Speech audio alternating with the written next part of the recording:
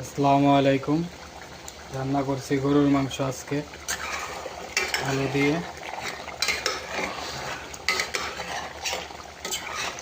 তো এখানে হাফ কেজির মতন গরুর মাংস।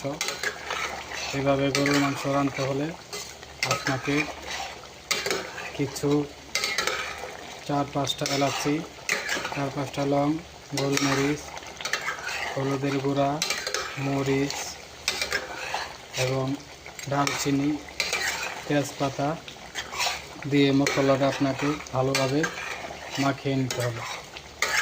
মাখিয়ে নিয়ে তারপরে মশলাকে একটু কষিয়ে ভালোভাবে তারপরে মাংসগুলো দিয়ে দিবেন এবং ঢাকনা দিয়ে ঢেকে দিবেন 5-6 মিনিটের জন্য।